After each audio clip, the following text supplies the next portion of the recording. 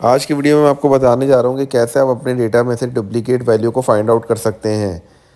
एक तरीके से नहीं बल्कि 3 तरीके से, यानी मैं आपको 3 मेथड्स बताऊँगा जिसके थ्रू आप अपने डेटा के अंदर से डुप्लीकेट वैल्यूज़ को फाइंड आउट कर सकते हैं। तो वीडियो को लास्ट तक देखिएगा, कुछ भी स्किप मत कीजिएगा। तो अब हम चलते हैं अपनी वीडियो की तरफ।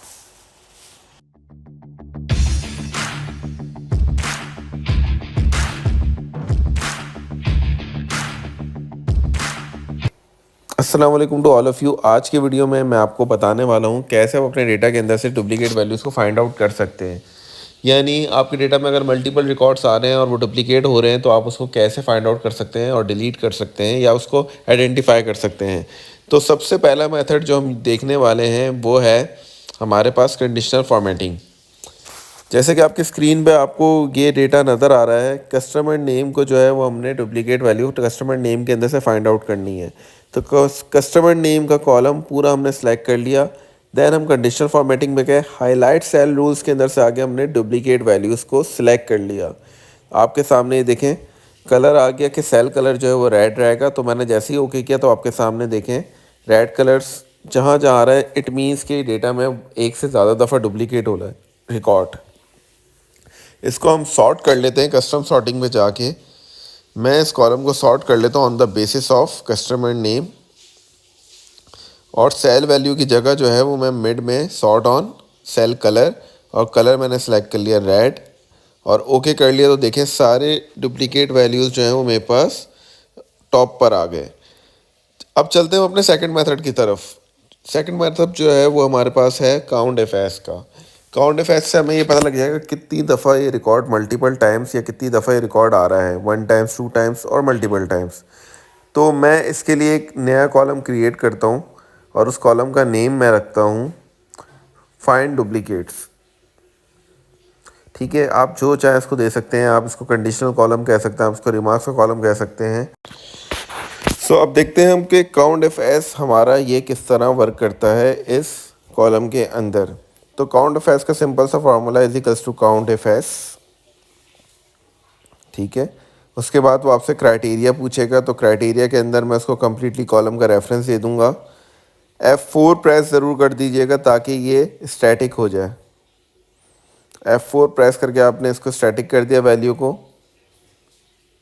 कॉमा, देन वो मुझसे रेंज पूछेगा। तो रेंज के अंदर मैं अपना सेल रेफरेंस दे दूंगा और इसको मैं जो है ब्रैकेट क्लोज करके ड्रैग एंड डाउन कर दूंगा। जैसे ही मैं ड्रॉप एंड डाउन करूंगा तो आप देखें मेरे पास ये रिकॉर्ड आ गए जो कि 1 टाइम्स भी हैं और मल्टीपल टाइम्स भी हैं।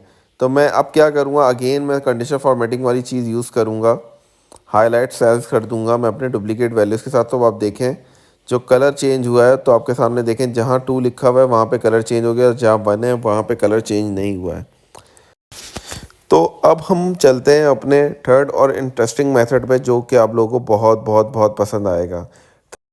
थर्ड मेथड भी हमारा काउंट इफ ऐसा है, लेकिन इसके अंदर थोड़ा सा ट्विस्ट है इफ़ की कंडीशन का। हमारा काउंट इफ एस की कंडीशन से पहले हम लगा देंगे यहाँ पे, आपकी स्क्रीन पे नज़र आ रहा होगा if bracket open, count F की पूरी कंडीशन हमने लगाई हुई है। जहाँ पे ब्रैकेट क्लोज है उधर हम लिख देंगे ग्रेटर देन 1, कॉमा। तो हमारा लॉजिकल टेस्ट की कंडीशन फुलफिल हो गई है। अब आप दबाएंगे अपने कीबोर्ड से विंडोज़ और डॉट यानी फुल स्टॉप, तो आपके पास सिंबल्स खुल जाएंगे और आपने सिंबल्स ले लेने हैं यहाँ से कोई भी। जैसे कि मैंने प्रोहिबिटेड का सिंबल ले लिया है, इसको आप कोटेशन के अंदर लिखेंगे। इस सिंबल को आप कोटेशन के अंदर लिखेंगे, इसको मार्क कर लेंगे। अगर तो ये ग्रेटर देन 1 हो तो ये प्रोहिबिटेड साइन आ जाए, अदरवाइज़ यहाँ पे ब्लैंक आ जाए, ब्रैकेट क्लोज। अब आप देखें जैसे ही मैं इसको नीचे तक ड्रॉप एंड डाउन करूँगा तो जहाँ जहाँ मेरे पास डुप्लीकेट रिकॉर्ड्स आ रहे हैं वहाँ पे ये वैल्यू जो है या ये सिंबल जो है वो प्रॉम्प्ट हो गया है।